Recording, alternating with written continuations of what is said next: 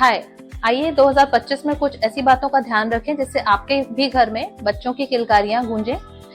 जैसे कि बहुत सारे पेशेंट्स आते हैं, उनको ये पता नहीं रहता कि उनके अंदर क्या प्रॉब्लम है जिसके कारण उनको प्रेगनेंसी नहीं हो पा रही है। तो इसमें जो कुछ बहुत सारी ऐसी बीमारियां हैं जो कि कभी टेस्ट नहीं कराते तो पता नहीं चल पाती, जैसे थायराइड है, बीपी है, शुगर है, इसके अलावा ट्यूबरकुलोसिस है।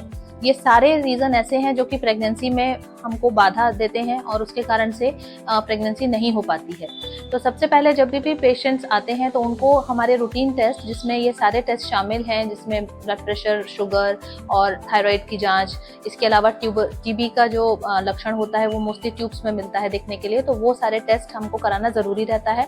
अगर आपको थायराइड है यानी वो बढ़ा हुआ है या कम है, दोनों ही कंडीशन में आपको उसके लिए मेडिसिन दी जाती है, क्योंकि अगर थायराइड आपका बढ़ा है तो या तो आपकी प्रेगनेंसी नहीं होगी और अगर होगी तो उसमें अबॉर्शन के चांसेस ज्यादा होंगे।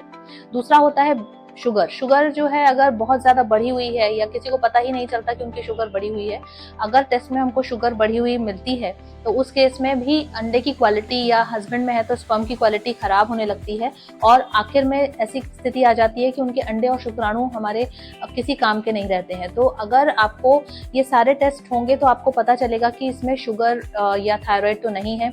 इसके अलावा होता है ब्लड प्रेशर में भी बहुत सारे पेशेंट्स को हाई बीपी होने के कारण आगे प्रेगनेंसी में भी कॉम्प्लिकेशंस आते हैं। इसके अलावा उनको ट्रीटमेंट में भी दिक्कतें आती हैं, तो उनको बीपी की दवाई दी जाती है जिससे उनका ब्लड प्रेशर कंट्रोल में रहे।